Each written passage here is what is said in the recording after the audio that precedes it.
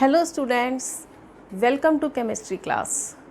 Today I will discuss the last topic of this unit, that is nucleic acids. Students generally find this topic to be a very interesting. These nucleic acids play a very important role in our body and they are also important for exam purpose. So let us start our topic, that is nucleic acids. Students, आपको लग रहा होगा कि जो ये nucleic acid है ये क्या नाम आ गया, एक नई चीज़ आ गई, फिर से एक नई चीज़ और करनी पड़ेगी हमको। लेकिन ये न्यूक्लिक एसिड जो है ये आपके लिए नया नाम नहीं है। अगर मैं ये कहूँ कि डीएनए और आरएनए को ही हम न्यूक्लिक एसिड्स कहते हैं तो आपको थोड़ी राहत मिलेगी कि हाँ ये तो हमने पढ़ रखा है पहले। डीएनए एंड आरएनए, इनको हम बोलते हैं न्यूक्लिक एसिड्स। अगर आपको याद हो डीएनए और आरएनए की फुल फॉर्म्स तो आप देखेंगे कि उसमें खुद न्यूक्लिक एसिड्स वर्ड आता है। जैसे डीएनए का जब हम नाम बोलते हैं तो क्या बोलते हैं, deoxy ribo nucleic acids. In the same way RNA का फुल नेम होता है राइबो न्यूक्लिक एसिड्स। तो जो डीएनए और आरएनए हैं ये दोनों क्या कहलाते हैं, न्यूक्लिक एसिड्स। हमें सबको पता है कि जो डीएनए है it transmits the heredity character from one generation to another generation. In the same way RNA has main role of protein synthesis. RNA जो है उसका मेन वर्क है प्रोटीन सिंथेसिस करने का। न्यूक्लिक एसिड्स यानी डीएनए और RNA ये हमारी बॉडी में कहाँ मिलते हैं। जो डीएनए और आरएनए हैं वो हमारी बॉडी की हर सेल में मिलते हैं। हमें सबको पता है कि हमारी बॉडी की जो स्मॉलेस्ट यूनिट होती है वो होती है सेल, और सेल के सेंटर में होता है न्यूक्लियस, और न्यूक्लियस के अंदर थ्रेड लाइक स्ट्रक्चर्स होते हैं जिनको हम कहते हैं क्रोमोसोम्स, और यही क्रोमोसोम्स पर जीन्स होते हैं और वही जीन्स हेरिडिटी कैरेक्टर्स को ट्रांसमिट करते हैं। तो हम ये कह सकते हैं कि हमारे न्यूक्लिक एसिड्स कहाँ मिलते हैं, क्रोमोसोम्स के अंदर मिलते हैं। जो आरएनए है वो हमारा सेल के साइटोप्लाज्म में एक बॉडी होती है जिसको हम बोलते हैं राइबोसोम, वहाँ पर भी मिलते हैं और न्यूक्लियस के अंदर भी मिलते हैं। बाद में हम इसको डिटेल में डिस्कस करेंगे। तो एक बार मैंने आपको लोकेशन बता दी है कि डीएनए और आरएनए हमारी बॉडी की सेल के अंदर मिलते हैं, कुछ सेल की न्यूक्लियस में भी मिलते हैं और साइटोप्लाज्म के अंदर भी मिलते हैं। चलिए, अब यदि मैं आपसे ये कहूँ कि जो न्यूक्लिक एसिड्स होते हैं ये होते हैं पॉलीमर्स। न्यूक्लिक एसिड्स जो हैं वो होते हैं पॉलीमर्स। तो इनके मोनोमर्स कौन होंगे, इनके मोनोमर्स होते हैं न्यूक्लियोटाइड्स। जिस तरह से प्रोटीन पॉलीमर होता है और उसके मोनोमर्स होते हैं alpha amino acids, in the same वे जो न्यूक्लिक एसिड होता है इसके मोनोमर्स होते हैं न्यूक्लियोटाइड्स। जब न्यूक्लियोटाइड्स पॉलीमराइज होते हैं तो एक लंबी चेन बनती है, उस लंबी चेन को हम क्या कहते हैं, पॉलीन्यूक्लियोटाइड, और उसी पॉलीन्यूक्लियोटाइड को हम क्या कहते हैं, न्यूक्लिक एसिड। यानी कि जो न्यूक्लियोटाइड हैं वो आपस में जुड़कर बनाते हैं पॉलीन्यूक्लियोटाइड, और उसी पॉलीन्यूक्लियोटाइड को हम क्या कहते हैं, न्यूक्लिक एसिड, और उन्हीं न्यूक्लिक एसिड्स को हम कहते हैं डीएनए एंड आरएनए। अब यदि हम केमिकली देखना चाहें कि ये डीएनए और आरएनए क्या होते हैं, अगर हम इनका केमिकल कॉम्पोजिशन करना चाहें तो हमें न्यूक्लिक एसिड्स का करना पड़ेगा हाइड्रोलाइसिस। तो अगर हम न्यूक्लिक एसिड्स का हाइड्रोलाइसिस करते हैं तो हमें 3 बेसिक यूनिट्स मिलती हैं। कौन कौन सी मिलती हैं, BSP, B for base, S for sugar and P for phosphoric acid. Nitrogenous base, second one is pentose sugar and third one is phosphoric acid. अब मैंने आपको पहले भी कहा था कि केमिस्ट्री को याद करना और याद रखना थोड़ा मुश्किल है, तो इसको याद कैसे कर सकते हैं हम, BSP। अगर हम न्यूक्लिक एसिड्स का हाइड्रोलिसिस करते हैं तो हमें मिलता है B + S + P। ये बीएसपी एक पार्टी का नाम है, Bahujan Samajwadi party. B for Bahujan, S for Samajwadi, P for party. तो इसका मतलब हो गया nitrogenous base, B for nitrogenous base, S for pentose sugar and P for phosphoric acid. और इस फास्फोरिक एसिड का फॉर्मूला होता है H3PO4। अब देखिए, यदि हम फिर से कोरिलेट करें जो अब तक हमने पढ़ा है कि 3 चीज़ें होती हैं, एक होता है पेंटोज शुगर, एक होता है नाइट्रोजिनस बेस और एक होता है फास्फोरिक एसिड। ये तीनों मिलकर बनाते हैं न्यूक्लियोटाइड्स को, और न्यूक्लियोटाइड्स पॉलीमराइज होकर बनाते हैं पॉलीन्यूक्लियोटाइड। इन पॉलीन्यूक्लियोटाइड्स को हम कहते हैं न्यूक्लिक एसिड्स, और ये न्यूक्लिक एसिड 2 तरह के होते हैं, डीएनए और आरएनए। अब यदि हम 1 बाय 1 करके इनको स्टडी करें, नाइट्रोजिनस बेसिस को, पेंटोज शुगर को और फास्फोरिक एसिड को, तो देखिए सबसे पहले आता है बेस। फर्स्ट कंपोनेंट इसका क्या है? बेस। और बेस में 2 खास बात हैं, 2 कैरेक्टर्स हैं इस बेस के। नंबर 1, इनमें नाइट्रोजन होती है, that's why they are called as nitrogenous base. And number 2, they are heterocyclic rings, इनके अंदर हेट्रोसाइक्लिक रिंग होती है। ये जो बेस होते हैं ये 2 तरह के होते हैं, एक होता है इसमें प्यूरीन्स और एक होता है पायरीमिडीन्स। तो बेस कितने तरह के हो गए? 2 तरह के हो गए, एक हो गया प्यूरीन्स और एक हो गया पायरीमिडीन्स। अगर हम इन दोनों में देखें तो प्यूरीन नाम छोटा है, तो जिसका नाम छोटा है उसमें 2 रिंग स्ट्रक्चर मिलेंगे, यानी 2 हेट्रोसाइक्लिक रिंग आपस में जुड़ी हुई होंगी कुछ इस तरीके से।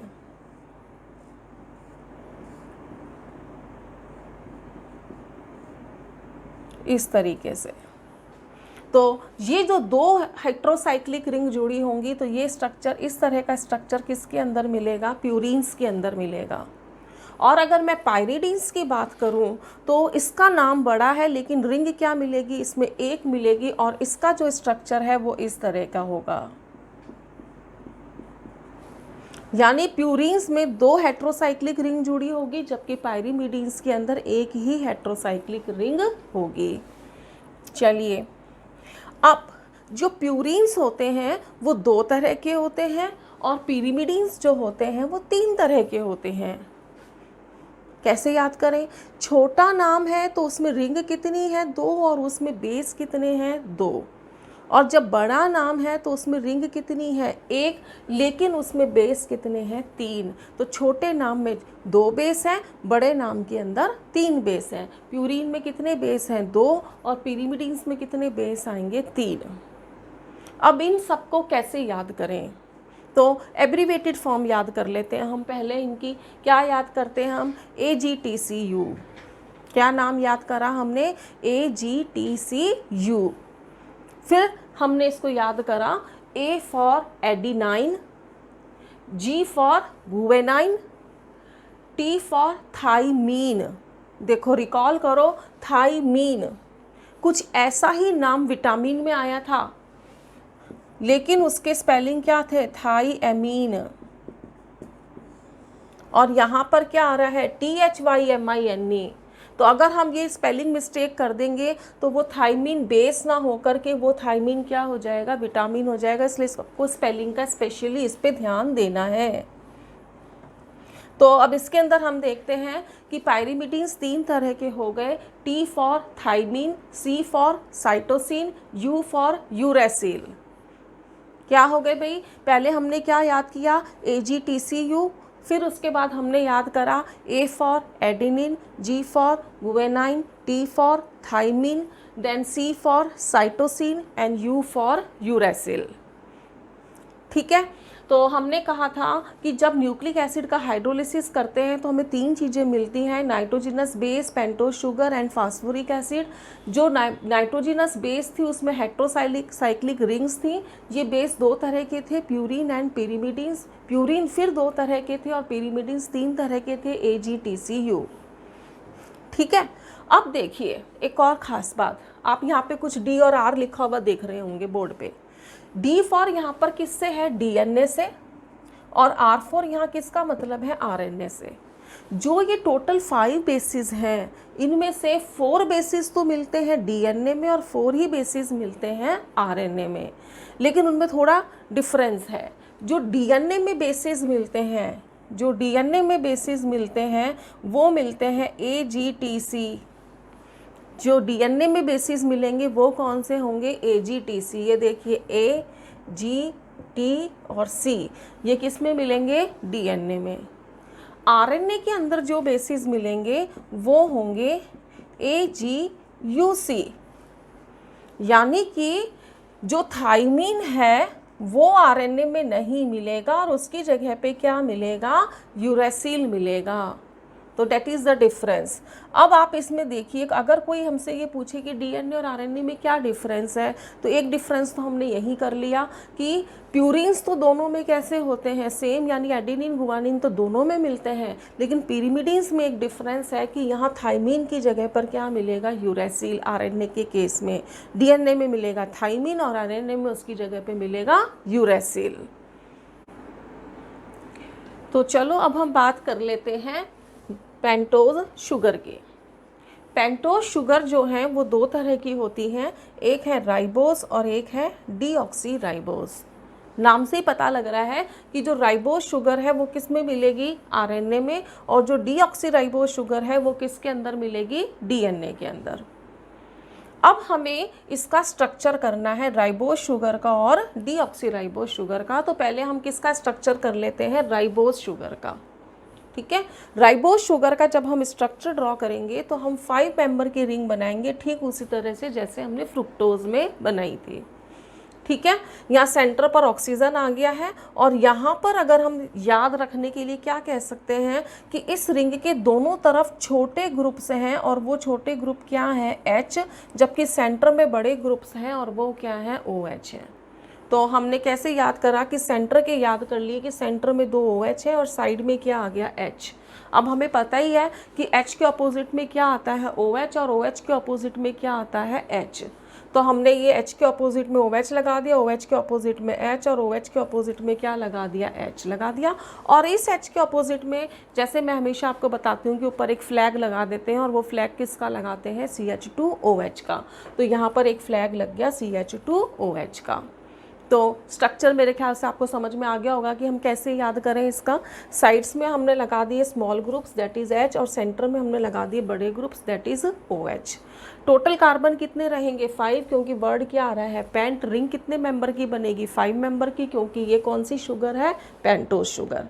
अब जब हम कार्बन को नंबर देते आए थे अभी तक, तो हम क्या देते थे? 1 2 3 4 5, लेकिन यहाँ हम उसको नंबर क्या देंगे? 1 2 3 4 एंड 5 क्यों देंगे वो मैं आपको आगे बताऊंगी कि इनसे जब बेसिस और फॉस्फोरिक एसिड्स जुड़ेंगे, जब इससे बेस जुड़ेंगे तो जो बेस है उनके कार्बन का भी कुछ नंबर होगा और इनके कार्बन का भी नंबर होगा। अगर मैं उसका भी 1 और इसका भी 1 बोलूं तो कन्फ्यूजन क्रिएट हो जाएगा। इसीलिए हम जितने भी शुगर्स हैं उनके नाम 1 की जगह पे क्या बोलेंगे? 1 2 की जगह 2 ऐसे ही 3 4 और 5 बोलेंगे।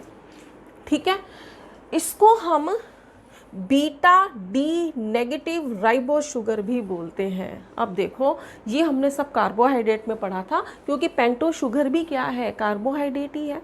ठीक है, तो बताओ वहाँ पर बीटा का मतलब क्या था? बीटा का मतलब था कि C1 कार्बन एटम पे जो OH ग्रुप था वो कहाँ था?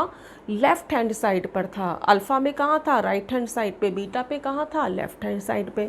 और ये भी बताया था मैंने आपको कि जितनी भी शुगर्स होती हैं, जितने भी कार्बोहाइड्रेट्स हमारी बॉडी में हैं, वो सब कौन सी सीरीज़ के हैं? डी सीरीज़ के हैं। कैपिटल डी मतलब पेन अल्टीमेट कार्बन पे जो OH ग्रुप होगा वो कहाँ होगा? राइट हैंड साइड पर होगा। और नेगेटिव का मतलब होता है लीवो रोटेटरी, पॉजिटिव का मतलब था डेक्स्ट्रो रोटेटरी। और राइबोस, यानी हमारी जो ये राइबोस शुगर है ये बीटा एनोमर है इसमें, और इसका कॉन्फ़िगरेशन जो है वो कैपिटल डी है और ये लीवो रोटेटरी है। ठीक है, तो ये तो बात हो गई राइबोस की। इसी तरीके से हम सेकंड करेंगे डीऑक्सीराइबोस, जो किसके अंदर मिलता है? डीएनए के अंदर मिलता है। अब देखिए, इसका स्ट्रक्चर और इसका स्ट्रक्चर बिल्कुल आइडेंटिकल है विद वन डिफरेंस। क्या डिफरेंस है? नाम से पता लग रहा है। 2 डीऑक्सी, यानी कि जो 2 नंबर का कार्बन है उस पर OH की जगह पे क्या है, H है, यानी कि 2 नंबर पे जो OH है उसका ऑक्सीजन हमें क्या करना है, रिमूव करना है। तो जब हम उसको ऑक्सीजन रिमूव कर देंगे तो उसको हम क्या बोलेंगे, डीऑक्सी, और चूंकि वो 2 नंबर के कार्बन पर हुआ है इसलिए उसको हम क्या बोल देंगे, 2 डीऑक्सी राइबोज। तो जो डीएनए में मिलने वाली पेंटोज शुगर है उसका नाम क्या हो जाएगा, 2 डीऑक्सी राइबोज। स्ट्रक्चर बिल्कुल सेम है, बस सेकंड नंबर के कार्बन पे OH ग्रुप की जगह पे क्या जुड़ेगा, H। और एक खास बात कि यहाँ नीचे भी H होगा और ऊपर भी क्या होगा, H ही होगा। और अब जब हम इसका नाम करेंगे तो जो हमने राइबोज शुगर का नाम किया था उसी नाम में हम डी नेगेटिव राइबोज और बीटा के बीच में क्या लगा देंगे, 2 डीऑक्सी। तो इसका नाम क्या हो गया, beta 2 deoxy capital D negative ribose sugar. ठीक है, तो ये हमारी होगी पेंटोज शुगर। तो जो न्यूक्लियोटाइड था जो 3 चीज़ों से मिलकर बना था, B, S और P से, इसमें से हमने BS कर लिया। अब हमें क्या करना है, फास्फोरिक एसिड। फास्फोरिक एसिड का फॉर्मूला क्या होता है, H3PO4। जो इसका फॉर्मूला होता है वो होता है H3PO4। कैसे लिख सकते हैं, इसका स्ट्रक्चर अगर मैं ड्रॉ करूं तो ये टेट्राहेड्रल शेप का होता है इस तरीके से, और इस पे 3 क्या जुड़े हुए होंगे, OH ग्रुप, और एक क्या जुड़ा होगा, P डबल बॉन्ड O। या मैं इसको ऐसे भी लिख सकती हूँ, P OH OH OH and double bond O। इस तरीके से ये किसका स्ट्रक्चर आ जाएगा, फास्फोरिक एसिड का। ठीक है, तो अभी तो हमने इसमें क्या करे हैं, सिर्फ कंपोनेंट्स करे हैं। किसके कंपोनेंट करे हैं, न्यूक्लियोटाइड के, यानी मोनोमर का। अभी मैंने आपको ये बताया है कि मोनोमर किससे बना हुआ है। मोनोमर हमारा कौन है, न्यूक्लियोटाइड। और न्यूक्लियोटाइड कितनी चीज़ों से मिलकर बना है, 3 चीज़ों से, नाइट्रोजनस बेस, पेंटोज शुगर और phosphoric acid. Phosphoric acid H3PO4 है। पेंटोज शुगर 2 तरह की, राइबोज और डीऑक्सी राइबोज। नाइट्रोजनस बेसिस का थोड़ा लंबा हो जाता है टॉपिक, क्योंकि बेसिस कई तरह से क्लासीफाई करे हुए हैं कि बेसिस में प्यूरिन्स होते हैं, पिरीमिडीन्स होते हैं। प्यूरिन्स फिर एडिनिन गुआनाइन है, और पिरीमिडीन्स फिर जो है थाइमिन, साइटोसिन और यूरेसिल है। ठीक है, तो अभी हमने किसके बारे में पढ़ लिया, यहाँ पर मोनोमर के बारे में। और वो मोनोमर हमारे कौन थे, न्यूक्लियोटाइड्स। अब क्या है कि इस न्यूक्लियोटाइड से मिलता जुलता एक वर्ड और आता है, और उसको हम क्या कहते हैं, न्यूक्लियोसाइड। तो हम ये देख लेते हैं कि जो ये न्यूक्लियोटाइड है ये 3 चीज़ों से मिलकर बना है, तो वो तीनों चीज़ें आपस में कैसे जुड़ी होती हैं, किस तरीके से शुगर, बेस और फास्फोरिक एसिड ये आपस में जुड़े होते हैं, तो वो हमें सीखना पड़ेगा। और जब हमें वो उनको जोड़ना आ जाएगा तो हमें क्या बनाना आ जाएगा, न्यूक्लियोटाइड। और फिर न्यूक्लियोटाइड के पॉलीमराइजेशन से हम क्या बनाएंगे, पॉलीन्यूक्लियोटाइड। यानी हम किसकी बात करेंगे, स्ट्रक्चर ऑफ न्यूक्लिक एसिड्स की। लेकिन स्ट्रक्चर ऑफ न्यूक्लिक एसिड्स की बात करने से पहले हमें किसकी बात करनी पड़ेगी, बहुत ही इंपॉर्टेंट टॉपिक है 2। एक है इसमें हमारा न्यूक्लिक एसिड्स, एक इसमें हमारा आता है न्यूक्लियोसाइड्स, और दूसरा हमारा आता है न्यूक्लियोटाइड।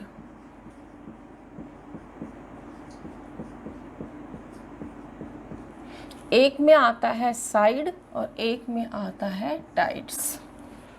ठीक है, न्यूक्लियोसाइड्स में न्यूक्लिक एसिड की केवल 2 कंपोनेंट्स होते हैं,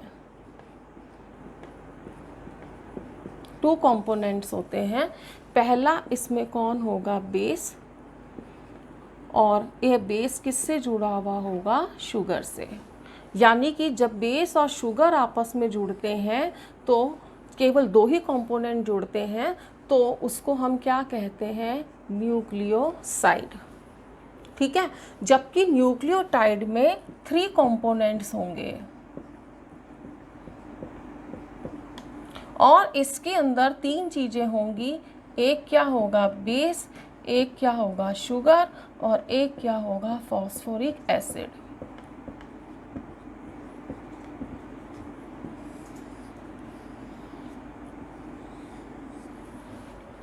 शुगर यहाँ पे केवल किससे जुड़ा होगा बेस से, जबकि यहाँ शुगर एक तरफ किससे जुड़ा होगा बेस से और एक तरफ किससे जुड़ा होगा फॉस्फोरिक एसिड से।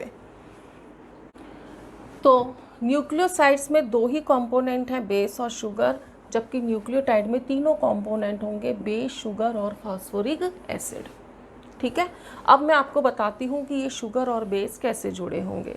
तो ये हमारी है शुगर, मैं यहाँ शुगर का स्ट्रक्चर ड्रॉ कर रही हूँ। ये हो गई हमारी पेंटोज शुगर।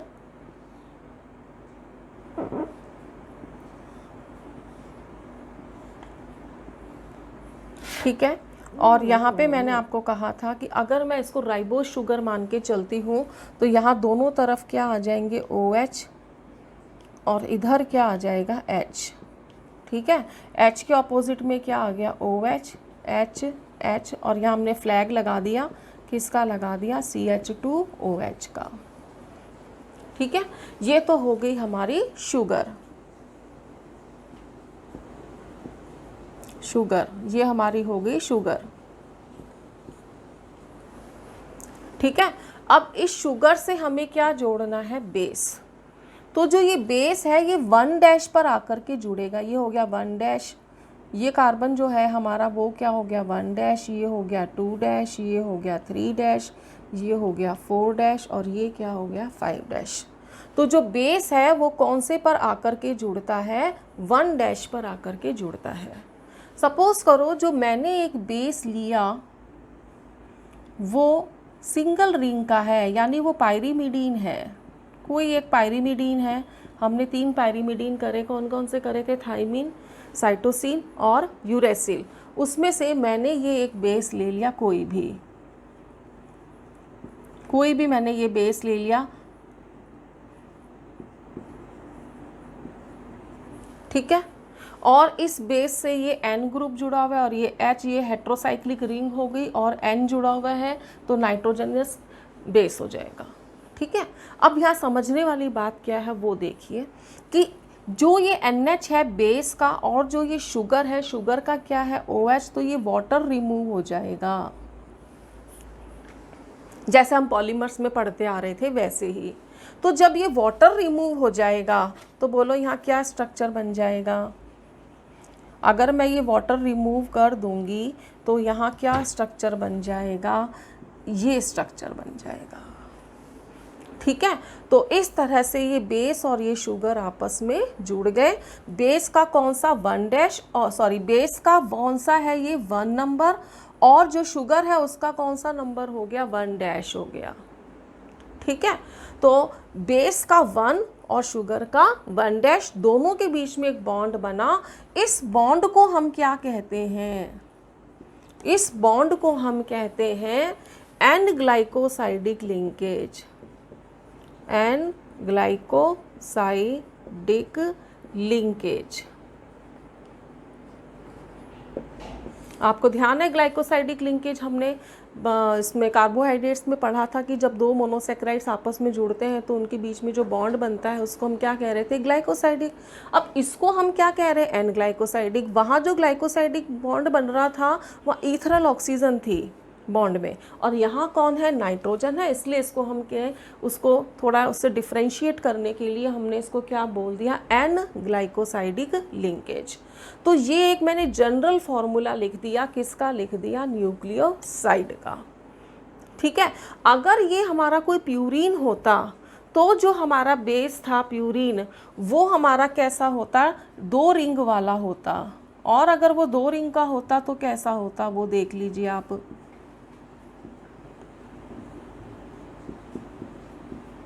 इस तरह का होता, और ये वाला जो नाइट्रोजन होता ये कौन सा नंबर का होता 9 नंबर का होता। यानी जब 2 प्यूरीन होता तो उसमें डबल रिंग मिलती और डबल रिंग मिलती तो जो बेस है उसका 9th जो नंबर है वो शुगर के 1' से जुड़ता। तो ये हमारी बात हो गई है किसके बारे में न्यूक्लियोसाइड के बारे में। अब हम बात कर लेते हैं न्यूक्लियोटाइड के बारे में। तो न्यूक्लियोटाइड में बेस और शुगर तो आपस में जुड़ेंगे ही जुड़ेंगे, एक चीज और जुड़ जाएगी, और वो कौन जुड़ेगी? Phosphoric acid. अब वो कैसे बनेगा वो देख लीजिए। तो पहले हम इसमें क्या बना दें, एक शुगर ही बना देते हैं।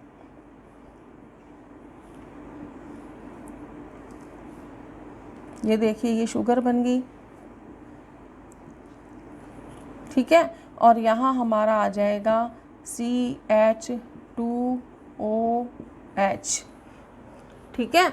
और यहाँ हमारा आ गया OH। मैंने शुगर फिर कौन सी ले ली है? राइबोस। और ये वाला बॉन्ड यहाँ बना हुआ है इस तरीके से। ये कौन हो गया? हमारा शुगर। और ये हमारा कौन हो गया? बेस। तो एक हो गया हमारा शुगर और एक हो गया हमारा बेस। दो तो चीज़ें जुड़ गई है, बेस और शुगर। अब हमें क्या जोड़ना है इसमें? Phosphoric acid. तो फास्फोरिक एसिड जो है ये तो जुड़ेगा 1' पे, और फास्फोरिक एसिड किस पे जुड़ेगा? 5' पे। यानी जो हमारी पेंटोज शुगर है जिसमें 5 कार्बन्स है, उसके फर्स्ट नंबर पे तो कौन जुड़ गया? बेस। और 5th नंबर पे कौन जुड़ जाएगा? Phosphoric acid. तो कैसे जुड़ेगा फास्फोरिक एसिड? मैंने भी आपको कहा था कि जो ये H3PO4 होता है इसका स्ट्रक्चर ऐसे होता है, POH POH POH and double bond O। इस तरीके का स्ट्रक्चर होता है। तो मैं इसको यहाँ पे लिख के दिखाती हूँ आपको। ये हमारा आ जाएगा इस तरीके से P, और इस P से क्या जुड़ा हुआ है? OH। और क्या जुड़ा हुआ है? OH। और क्या जुड़ा हुआ है? OH। और यहाँ क्या आ गया? Double bond O। ये हमने सब पॉलीमराइजेशन में सीखा था कि अगर हम OH ग्रुप्स को आमने सामने ले आते हैं तो उसमें से हम क्या चीज़ रिमूव कर देते हैं? वाटर। और इस तरीके से यहाँ से हमने क्या रिमूव कर दिया? वाटर। और जब ये वाटर रिमूव हो जाता है तो बोलो यहाँ क्या बॉन्ड बन जाएगा? ये वाला बॉन्ड बन जाएगा।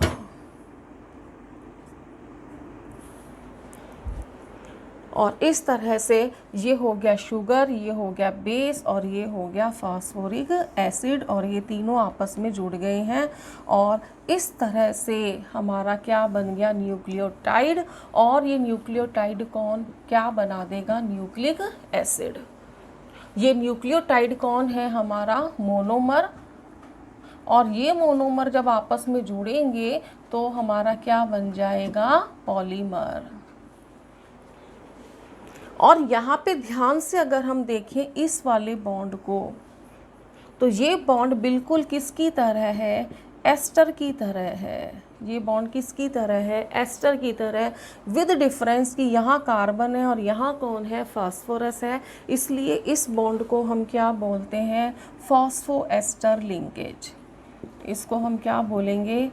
Phospho ester linkage. अब आपने देखा कि यहाँ पर हमारा जो है दो तरह के बॉन्ड हमने पढ़े। एक तो हमने पढ़ा एन ग्लाइकोसाइडिक लिंकेज, जिससे बेस किससे जुड़ा होता है? शुगर से। और दूसरा हमने पढ़ा फॉस्फोएस्टर लिंकेज, जिससे फॉस्फोरिक एसिड किससे जुड़ता है? शुगर से। यानी शुगर के फर्स्ट नंबर पे कौन जुड़ गया? बेस। और उसके 5th नंबर के ऊपर कौन जुड़ गया? Phosphoric acid. जब बेस जुड़ा तो उसने बॉन्ड बनाया एन ग्लाइकोसाइडिक, और जब फॉस्फोरिक एसिड जुड़ा तो उसने बनाया फॉस्फोएस्टर लिंकेज। ठीक है। So this is all about nucleosides and nucleotides. I hope आपको सारा समझ में आ गया होगा और इसमें आपको किसी तरह की कोई दिक्कत नहीं आई होगी। ठीक है। तो stay home, stay healthy, but do study.